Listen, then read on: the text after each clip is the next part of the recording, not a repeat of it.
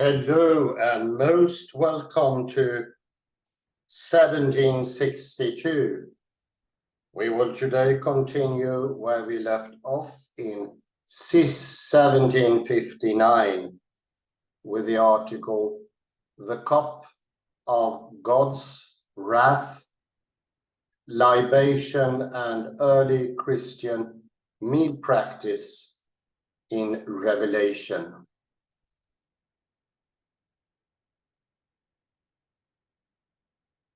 And last time we were talking about the intricate connection between especially religious terminology and its use. And particularly we spoke about the extensive use of wine and cup related terminology in Revelation. It goes to show that previously there was a very clear and keen connection between the doings and the meanings of words.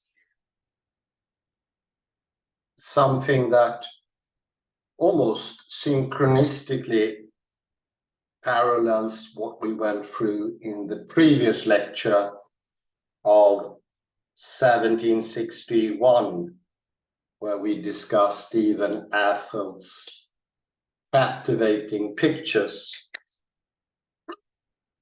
Wittgenstein is the only proponent of language as live, and he's oddly enough only the only modern philosopher who had strong religious practices.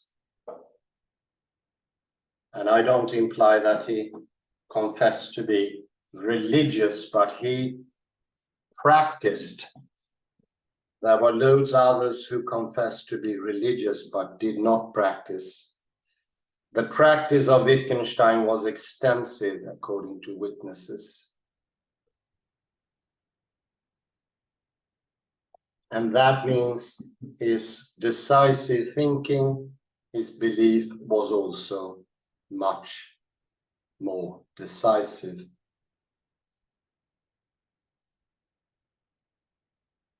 Most others that show up traits of belief, I would say, in modern fall flat, because there is no understanding of the important participatory aspect, the words simply cannot mean anything.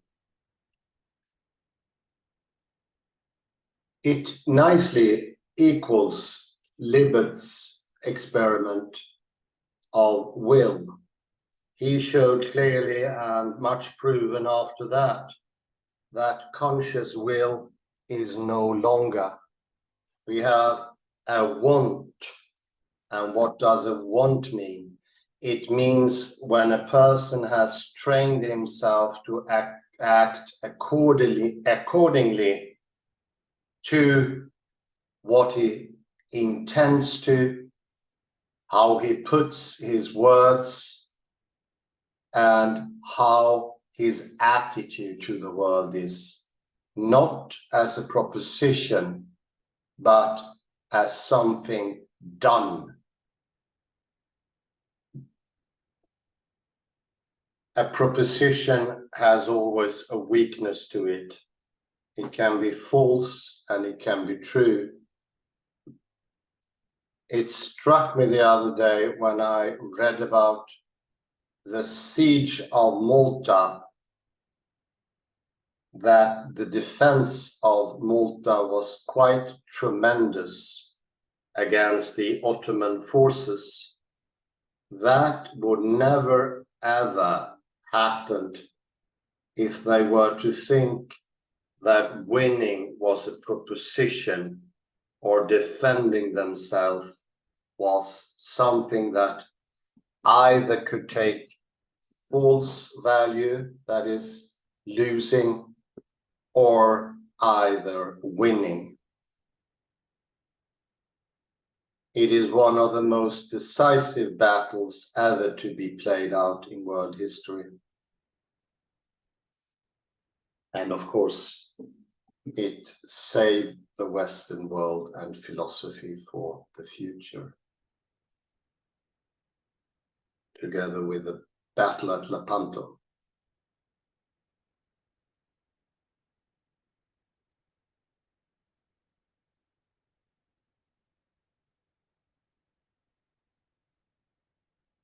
The Hospitalier Order of Malta is an incredible feature, and of course, the decisiveness, the attitude of wanting to defend, not as a proposition, was the most important aspect in the successful defense of the Western world. And we can continue where we left off. We're down to the penultimate paragraph of page 9.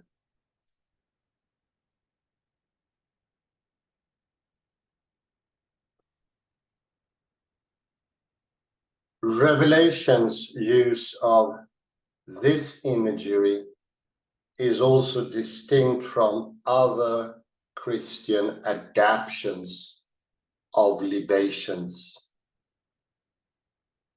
I have not found much evidence to suggest that Christians regularly poured out libations at their agape meals, although it is more than possible this occurred given the frequent presence of wine.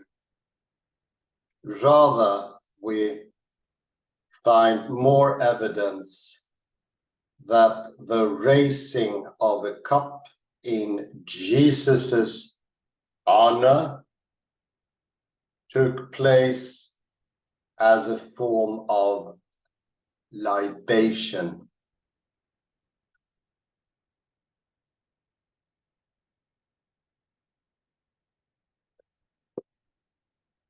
However, as Tausig has pointed out, private meals allowed early Christians to use libations as a test case in their relationship to the wider world.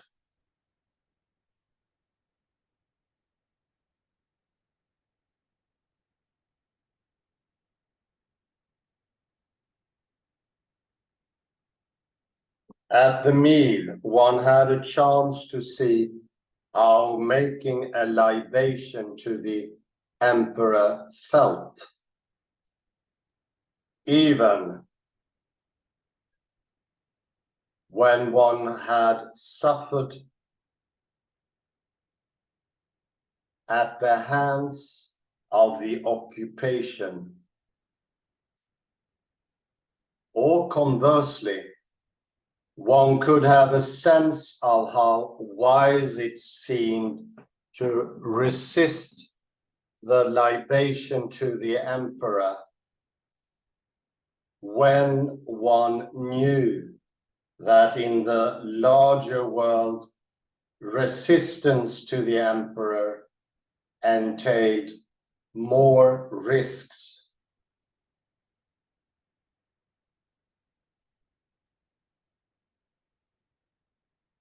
Such acts of protected resistance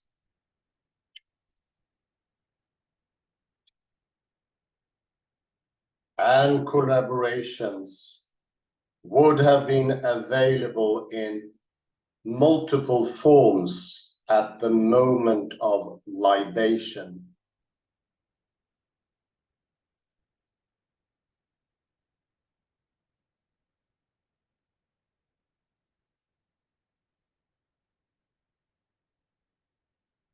Libations within the home could therefore operate as a litmus test of allegiance to the emperor and all that it entailed.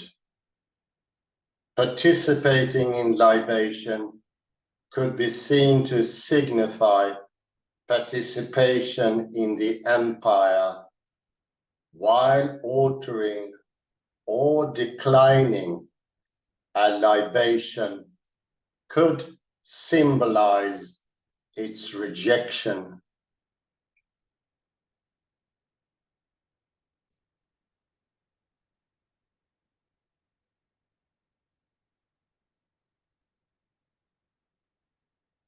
This is especially important if one takes seriously the orality of the apocalypse, in that it was intended to be read aloud, and the likelihood that readings of the book took place at regular gatherings of the community, where meals would have been part of the communal experience.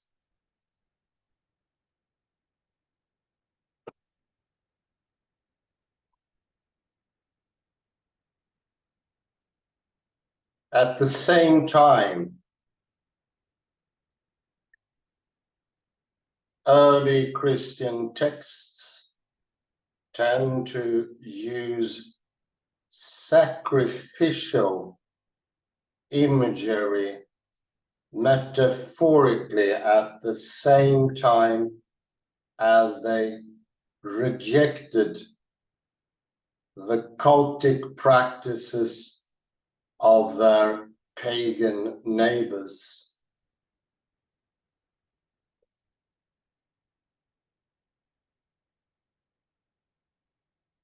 Other early Christian texts use libation and wine motifs positively to refer to Jesus's bodily sacrifice as a libation of blood.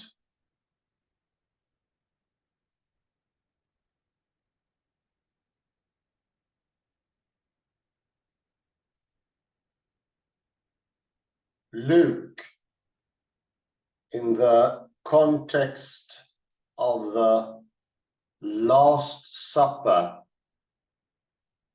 emphasizes the common cup, which he describes as poured out, as a covenant made in Jesus's blood.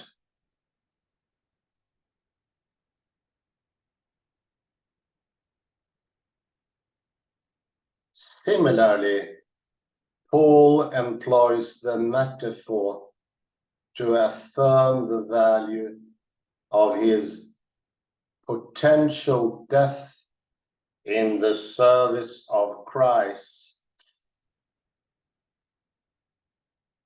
Here, using spendo, a common verb used for the pouring out of libations.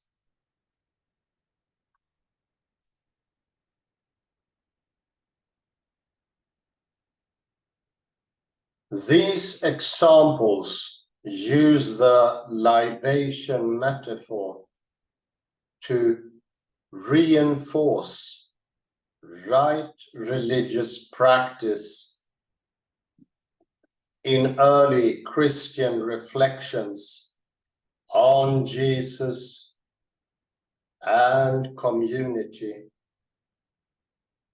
a use that is challenged by revelation.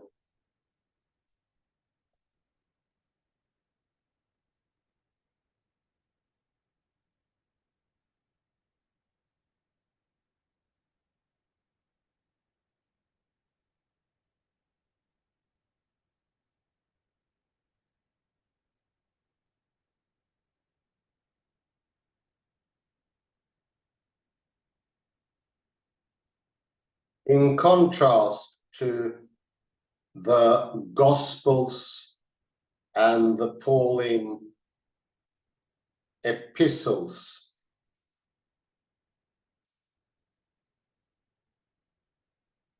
I have shown how Revelation uses libation and wine imagery overwhelmingly to point out abhorrent rites.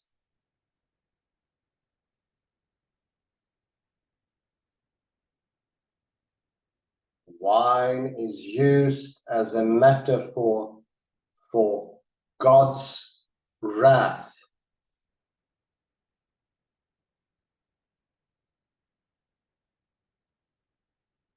And also use synecdochally to symbolize the grotesque, luxurious excess associated with Babylon.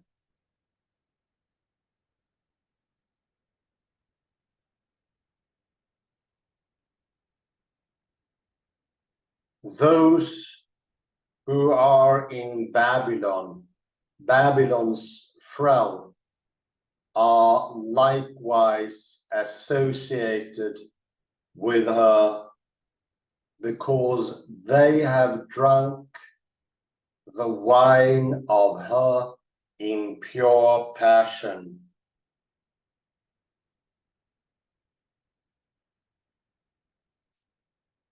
Four, conclusions. Wine use among early Christians.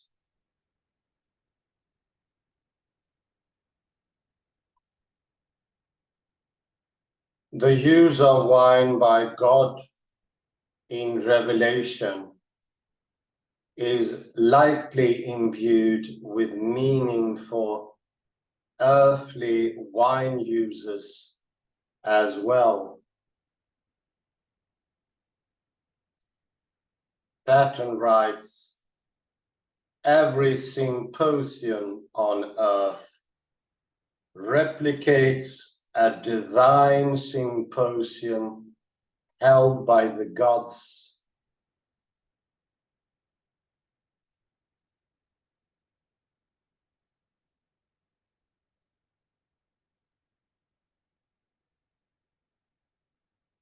Thus, there are implications of this view of wine and wine ritual for the early communities that might have made up Revelation's earliest hearers.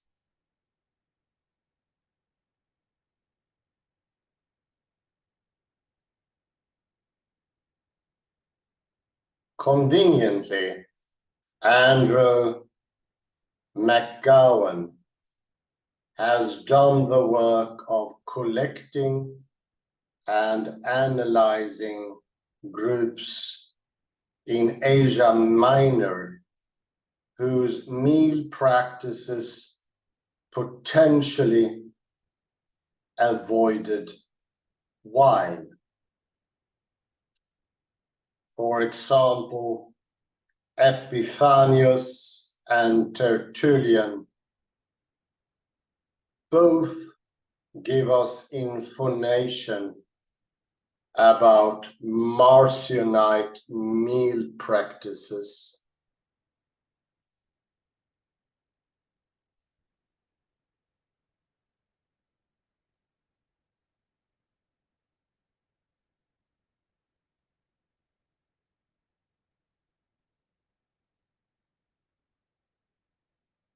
Epiphanius is clear in his report that Marcionite supposed mysteries are celebrated in front of the catechumens.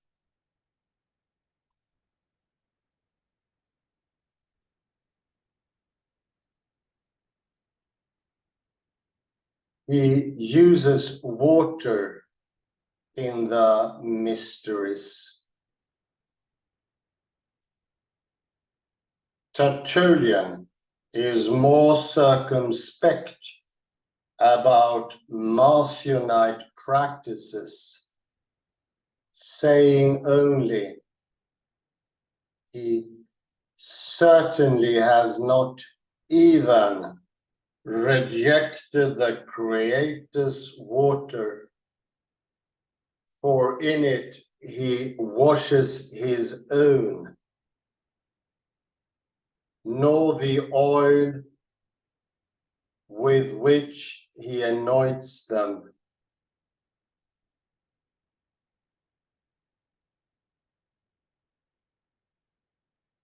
Nor the compound of milk and honey on which he weans them,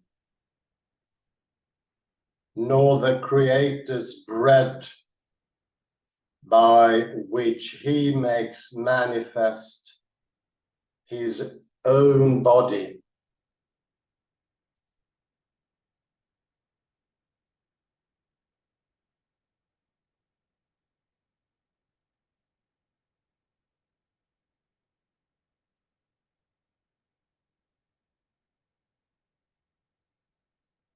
Tertullian, in listing what Marcion shares in common with other Christians,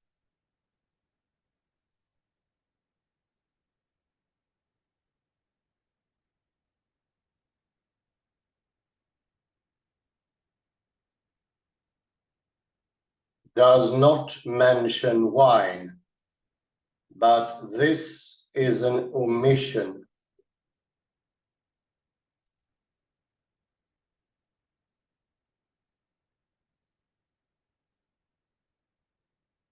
As opposed to Epiphanius's explicit declaration that Marcionites use water in the Eucharistic practice.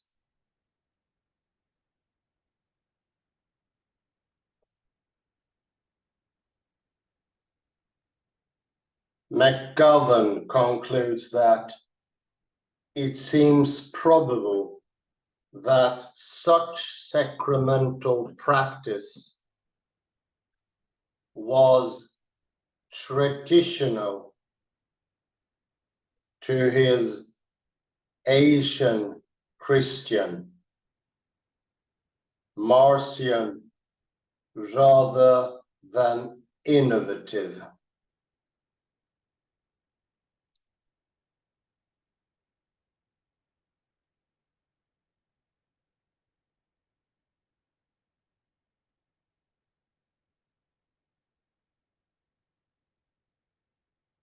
Further, Marcion's refusal of wine and meat may have had less to do with their origins from the Creator God than with the use in worship of pagan gods.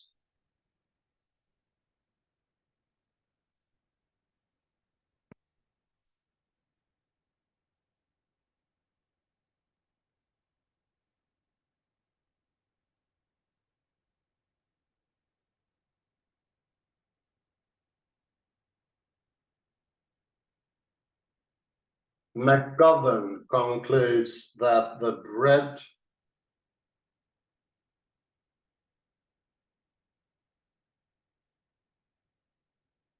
and water Eucharistic pattern is indeed prevalent in the East and in Asia Minor in particular.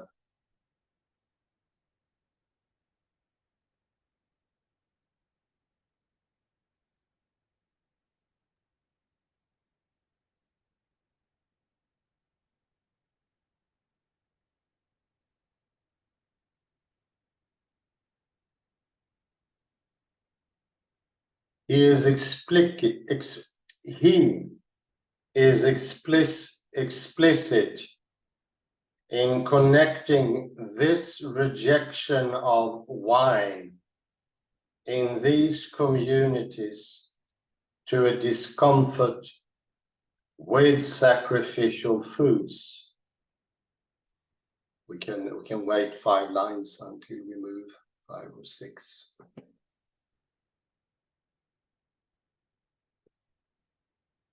The predilection in Asia Minor to avoid wine among Christians may be related to Revelation's distaste for the drink.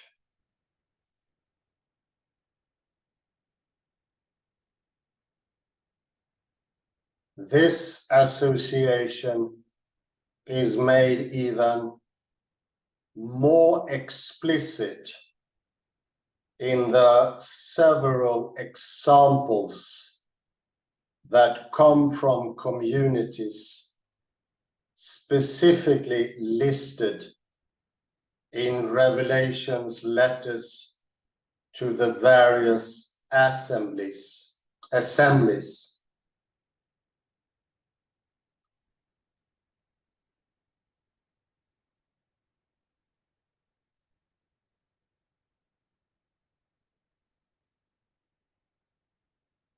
Take, for example, a later Orthodox account of bread and water Eucharist.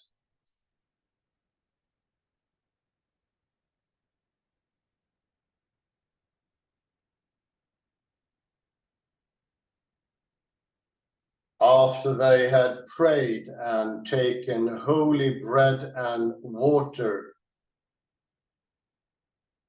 on the Sabbath, Poleman, the temple officer, and those with him arrived to seek the Christians and force them to sacrifice and eat abominated meat.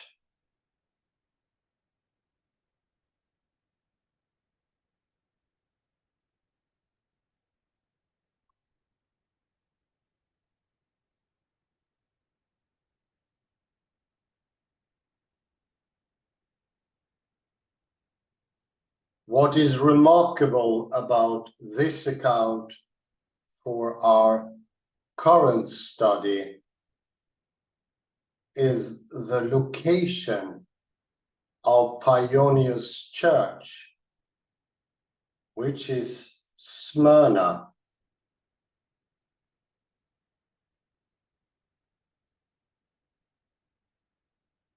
One of the 7 named churches to which John addresses his revelation.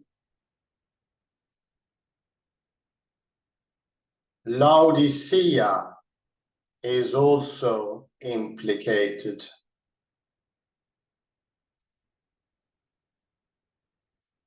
Laodicean Christians apparently used wine drinkers as an insult against Orthodox Christians.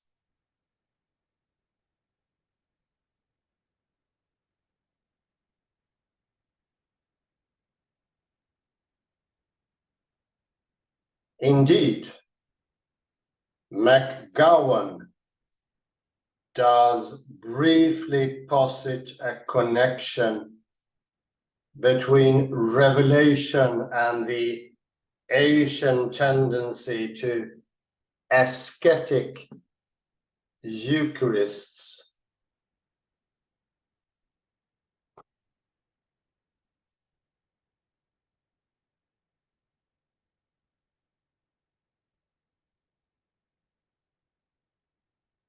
The present discussion provides more robust support for McGovern's conclusions about Christian meal practice in Asia Minor.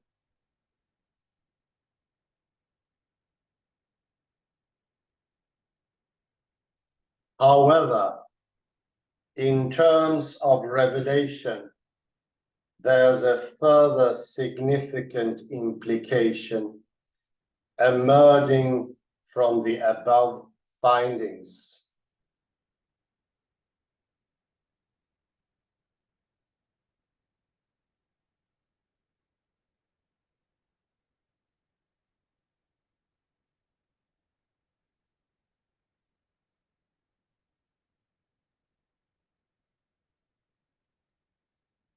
The implication I propose is that the admonitions against certain assemblies in the letters in Revelation 2 to 3 may refer to wine use specifically, rather than sacrificial foods generally.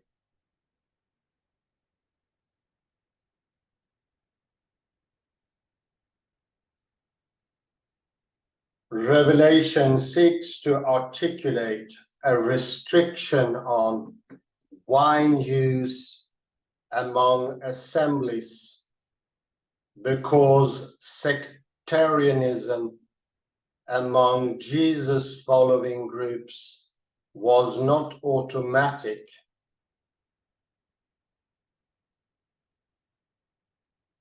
The synagogue at Sardis, for example, was inside of a bath gymnasium complex and neighbored an entrance to an imperial cult hall.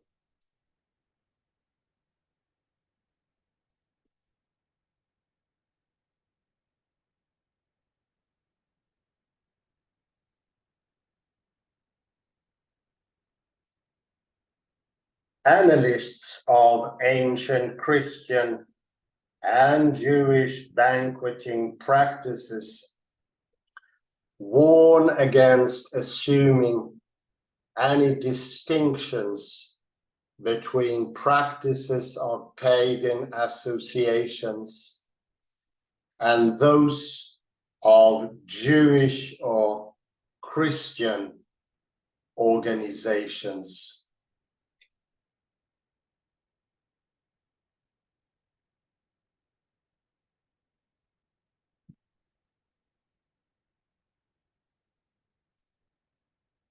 The letters to Thyatira, Pergamon, and Thyatira, I think it's a mistake, include praise and blame and seem to focus on internal divisions within the congregations.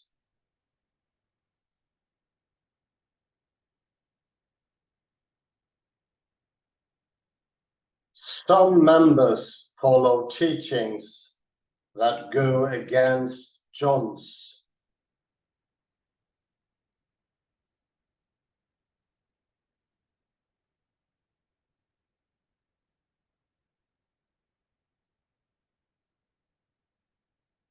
Many scholars have posited that the Nicolaitans mentioned in these letters are singled out by John because he disagrees with a lax policy of eating food from sacrifices.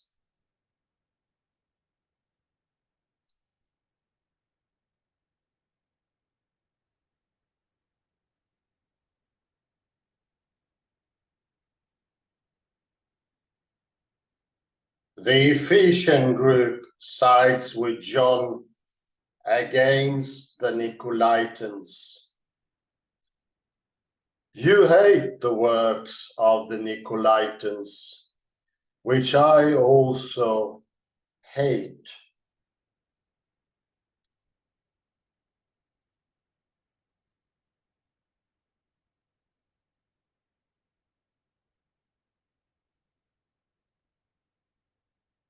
But the Pergamum group, in contrast, is mixed. There are some in the community who holds the teaching of the Nicolaitans. Specifically, the letter states that some Pergamians hold the teaching of Balaam, who taught Balak to put a stumbling block before the sons of Israel, that they might eat food sacrificed to idols and practice immorality.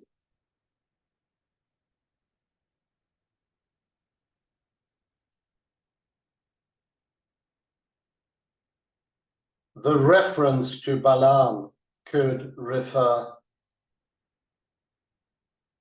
to an actual named individual in Pergamum promoting these literal practices, or more likely, it could refer to the biblical Balaam, or it could refer to both.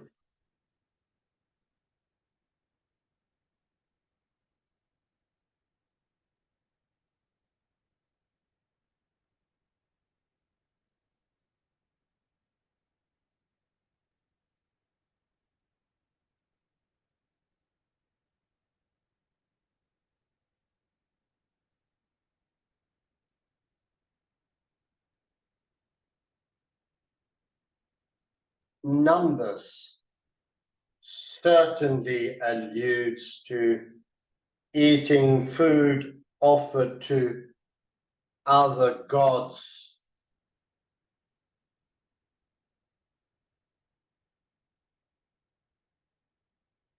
But given the complete lack of critique of meat sacrifice in John's visions, perhaps John uses the hyperbole to criticize the Pergaminians for some of them finding the use of wine acceptable.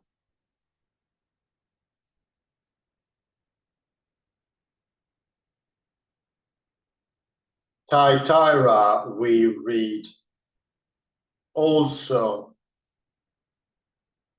has some members who follow Jezebel. John claims that she is teaching and beguiling my servants to practice immorality and to eat food sacrificed to idols.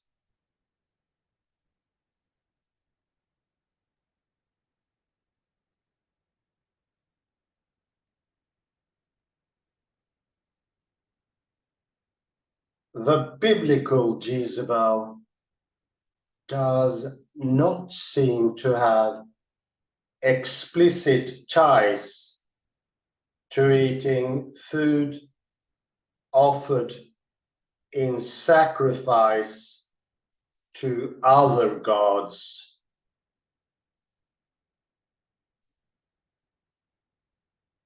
Suggesting that John again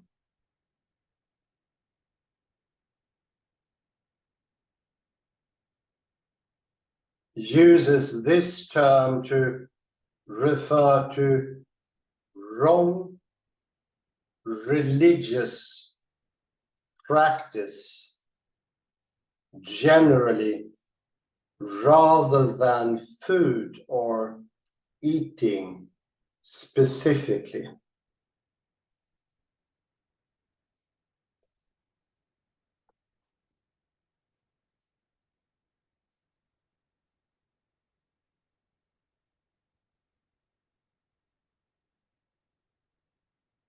Again, immorality and wrong religious observance are paired, just as the wine of Babylon is associated with immorality and fornication. There's no question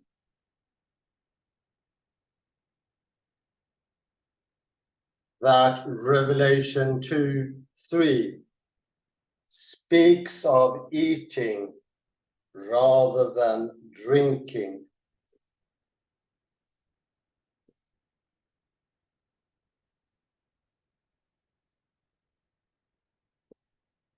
However, given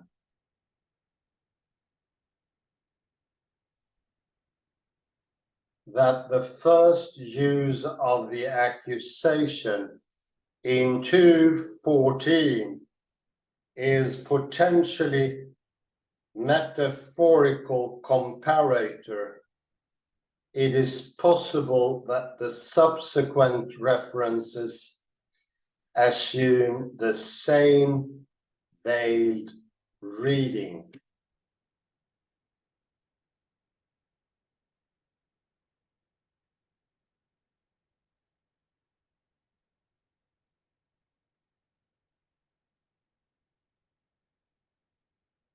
The letters critique the use of wine in the community's meal practice, which would fit with the libation imagery used in the vision portion of the text, and with the vision's complete lack of any critique of food sacrifice.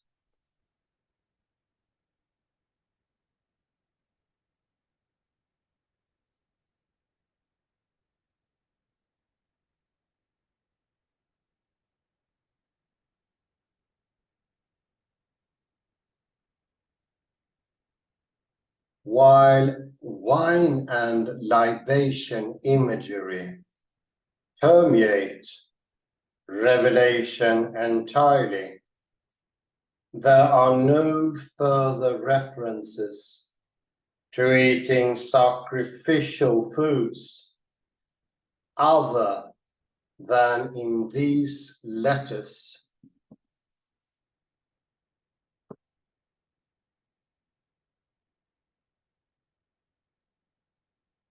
It would not be unlike the author to use coded language in addressing these communities, as indeed is the particular habit both in the letters and the visions.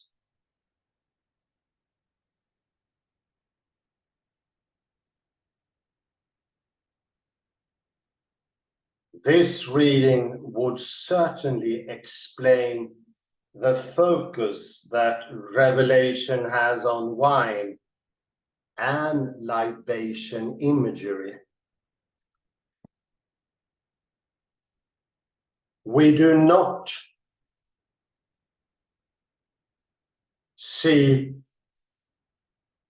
a prolonged emphasis on meal sacrifice in the vision accounts.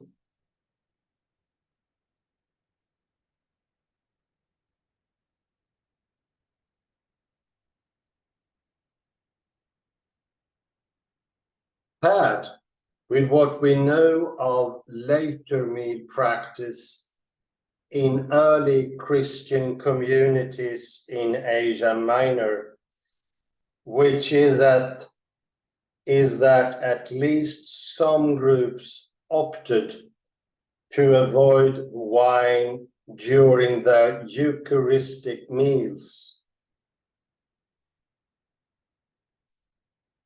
The anxiety expressed in Revelation about wine and libation practices and their explicit connection to pagan worship is not surprising.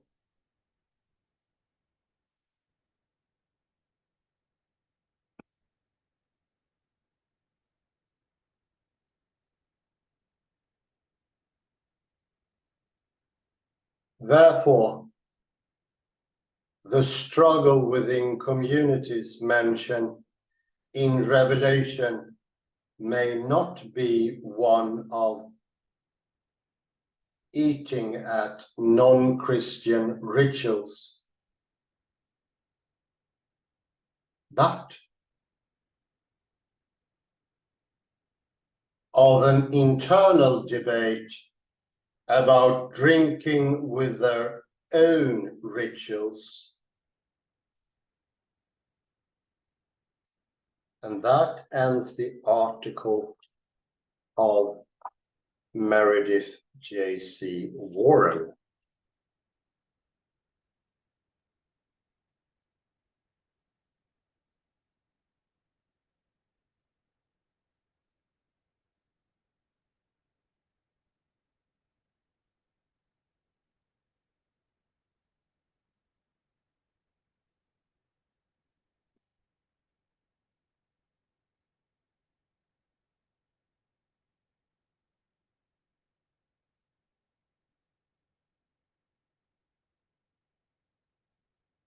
So if we go back to page 9 here,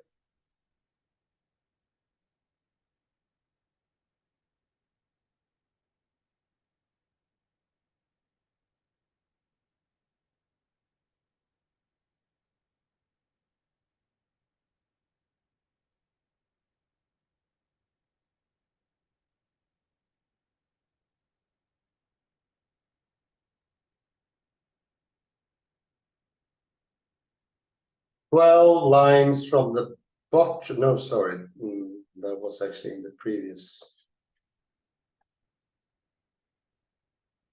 At the very end, we have a beginning sentence. However, as Tausig has pointed out, private meals allowed early Christians to use libations as a test case in their relationship to the wider world.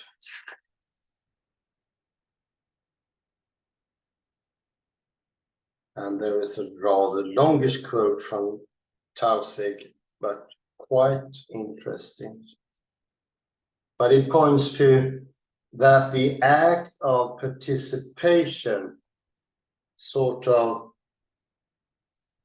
both tested, approved, and enforced the bounds or the opposite, the lack of bounds to the prevalent world order.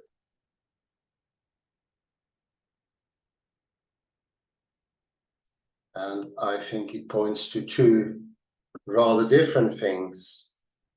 In this particular example, a historical fact, but also to that by doing something we either prove for ourselves and for others simultaneously that we mean what we say. This is how our thinking becomes done. This is when it acquires meaning. This is exactly the time when there is a shift.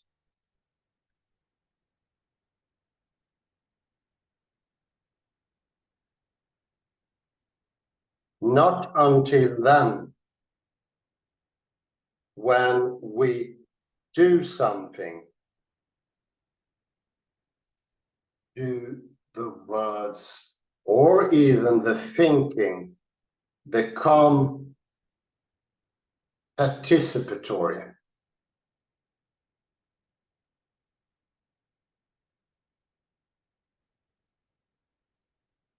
One can say, here's a turn made.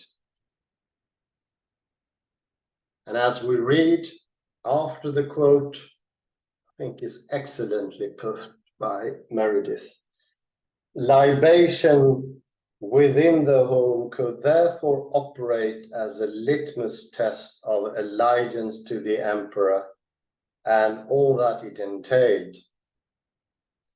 Participating in libation could be seen to signify participation in the empire, while altering or declining a libation could symbolize its rejection.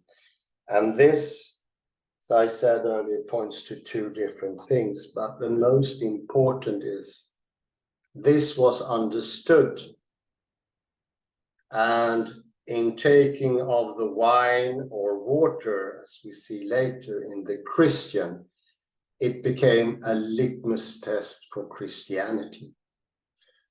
All acts, I would say, and borrow from Meredith, all doings are litmus tests, and they need to be done both for our sake, so our words won't lose their meaning.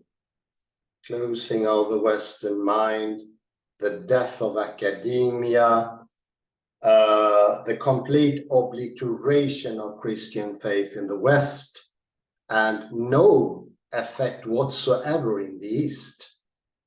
All these things needs to be explained, and the explanation is participation. This equals very nicely Paul Feyerabian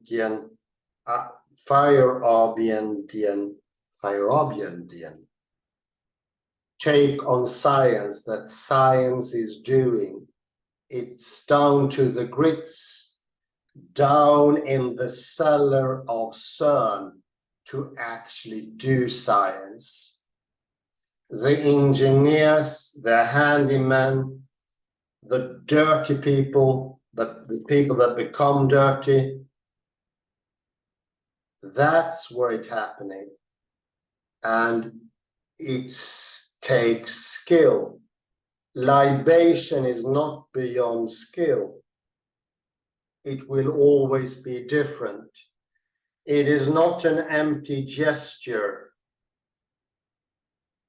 To borrow from Terry Marx Tarlow, an act is thinking, and the complexity of the act can be 1 billion times more sophisticated because of fractality. And it becomes faith because of that particular skilledness in the libation, or later of taking of the wine or water. That makes the difference between faith and no faith, not a pretender to say, I believe. That's Greek religion, has very little to do with Christianity. No, it's in the act.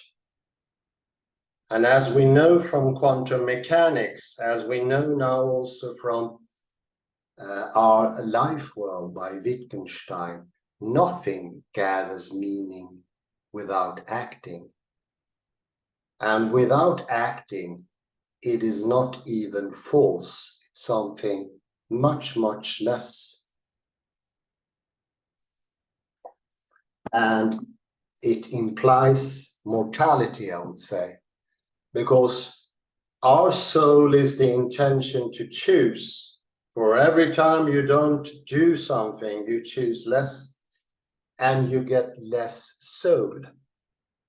We must remember that a soul as one thing is a Newtonian invention.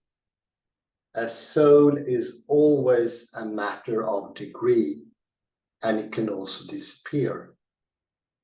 Or it can at least become only idle, like the words. We go further down here to the conclusions.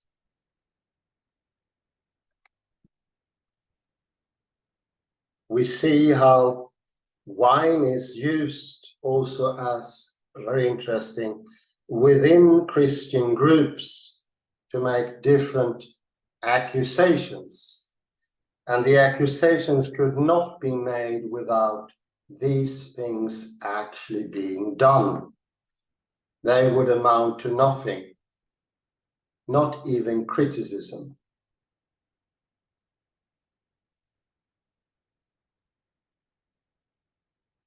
As we go down about 10 lines, there's a nice mentioning here of Tertullian. Tertullian is more circumspect about Marcionite practices, saying only, he certainly has not even yet rejected the Creator's water, for in it he washes his own,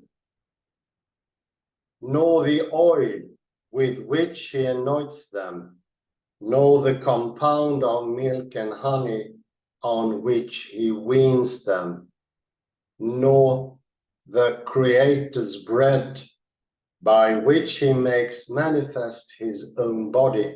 And I think the last one is maybe the most important of the different parts of the sentence. The Creator's bread by which he makes manifest his own body. It's not only the objects, it's the complexity of how you do it. And that complexity, we know, gets learned from person to person in an apostolic succession. So the wine and the bread, or the water or the bread, if you prefer, together with that specificity of the act, the movement that Christ did, that's been iterated, that's become learned. Because the movement is what you learn together with the objects, if you like, or the explicit telling. It should include water and bread, or it should include water and wine. Together with that goes the movement.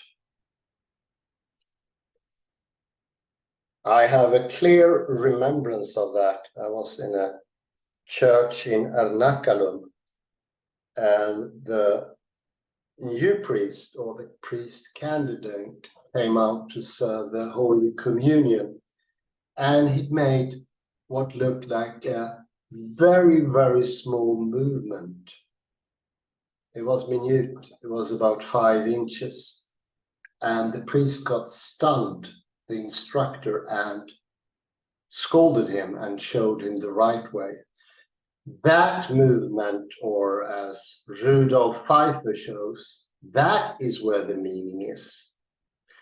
And that movement is an apostolic succession from the very first meal. And it gets the same meaning. And it gets the purpose of good morale, immortality, and such, if it's performed in the same or similar way. You need to remember it's a part of iteration.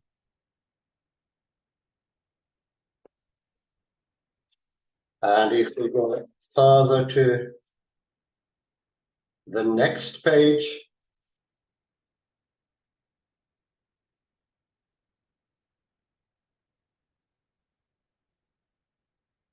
there is a lot of discussion whether it should be wine and water, and I think here the author is focusing on, I would say the important is how it's done, because that is 99.9%.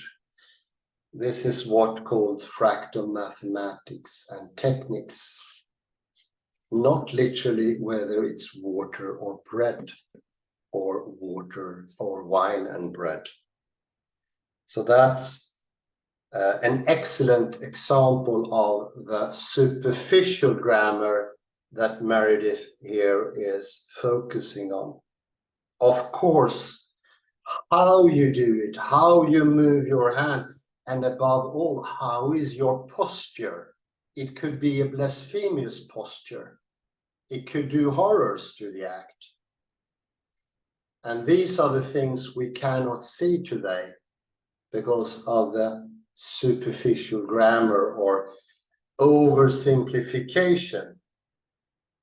But it still shows, interestingly, how people in those days used live things, things that already acquired meaning, not empty words, because when she does the comparison, she doesn't take in anything of her own acts, which would make them significant.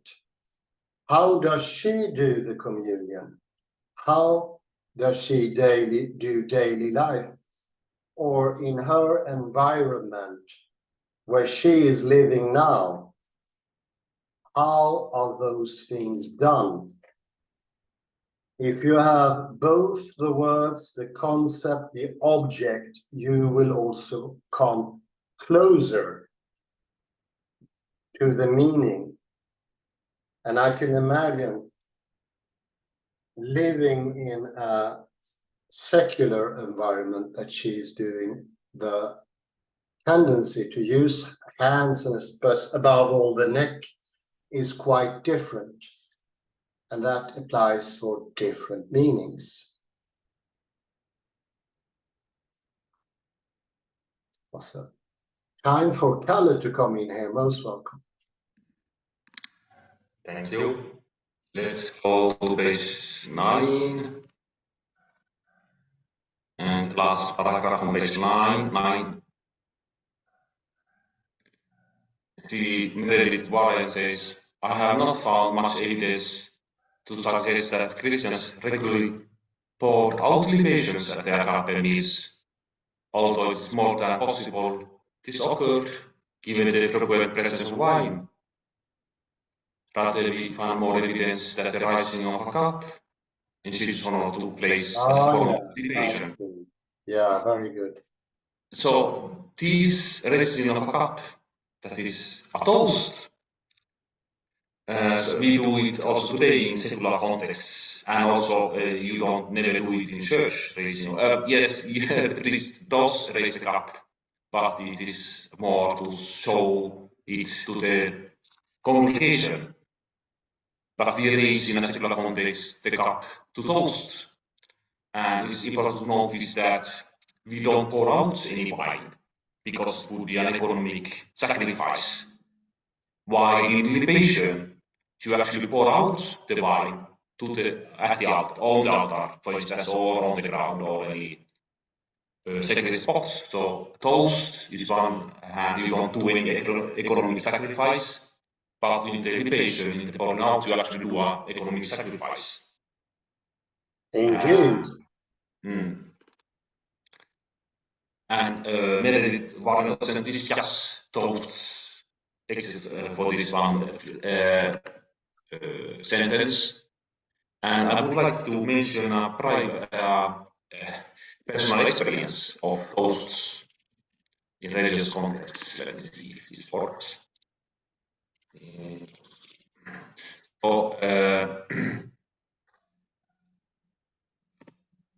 This is for Jehovah's Witnesses. I was myself a Jehovah's Witness. Yes. And this is what Jehovah's Witnesses write. The Bible does not mention toasting, so why do Jehovah's Witnesses avoid sharing in toasts? toasting with a glass of wine or another alcoholic beverage is a long-standing and widespread practice, though details may differ from place to place. And they discuss also the toasting. Let me see. Toasting probably Interesting. Wow. in which a sacred liquid was offered to the gods. This was done in exchange for a wish, a prayer, summarized in the words long life or to health. In the ancient times, people used to raise their cups to ask the gods for blessing, but it is not how Joa provides blessings. So myself, I was at Joa's Fitness for 30 years, and we could never toast. However, when I was in people who was not Joe's Fitnesses, and if they would toast, I would follow the example, but afterwards I would have bad conscience because it was a pagan custom.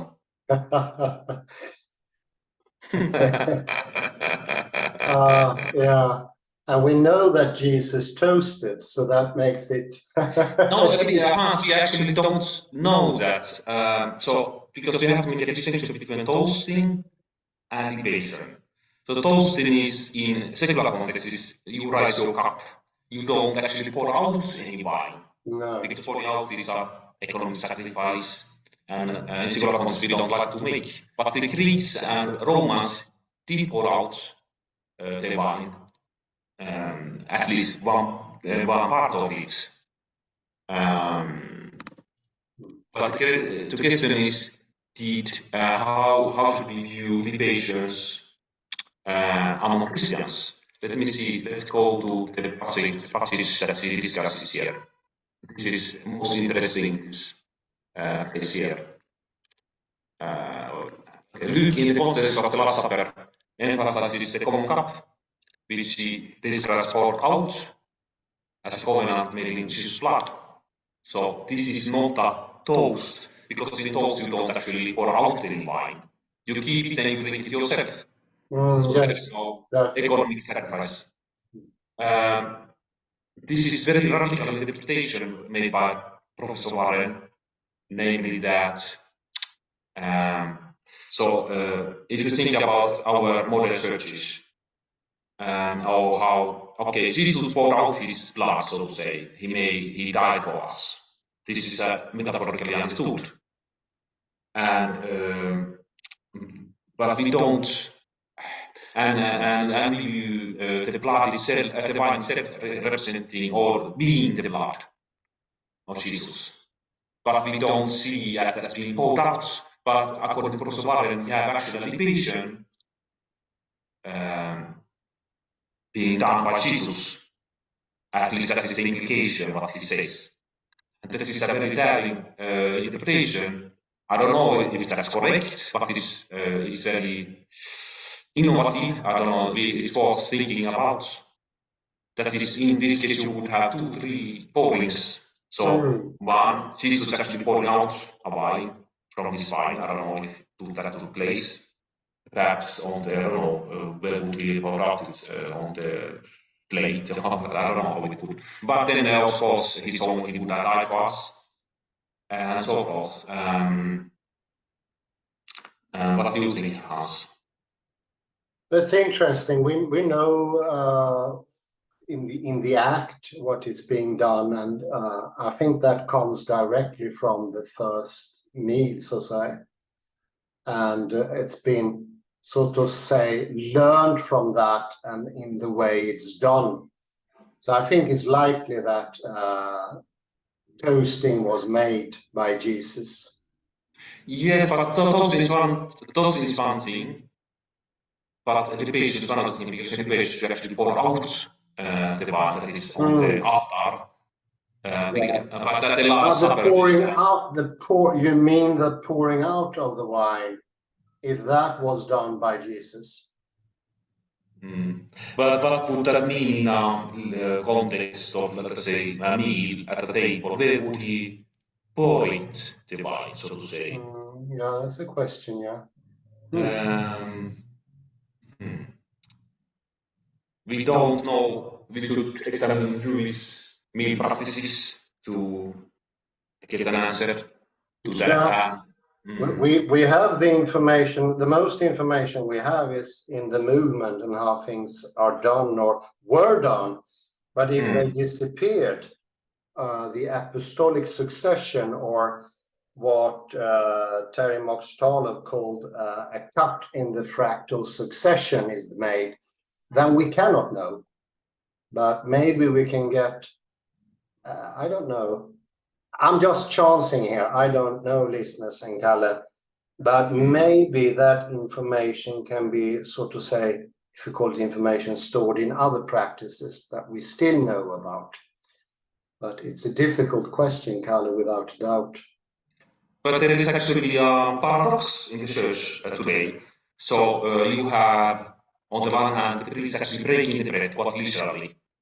At least, at least in Protestant churches, they actually break the bread to show that, because that is the act when Jesus' body was breaking, when it broke, so to say, the act of death.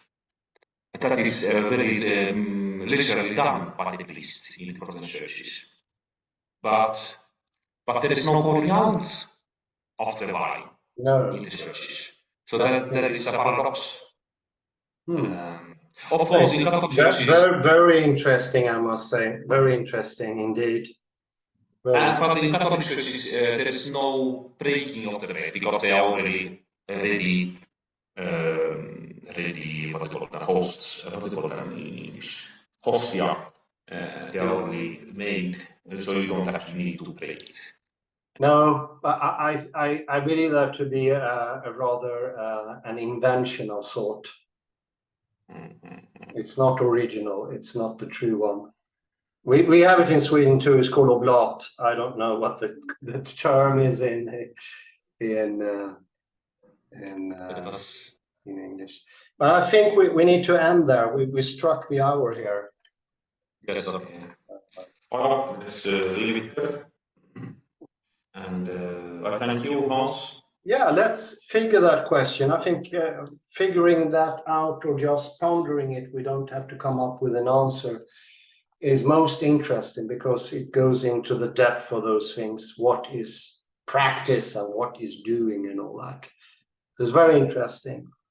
Thank you for bringing that up, Kalle Lundahl, and for your excellent comments as usual. Thank you everyone for listening in. Have a very pleasant morning, day, afternoon, or night, wherever you are. Bye-bye for now. Thank you.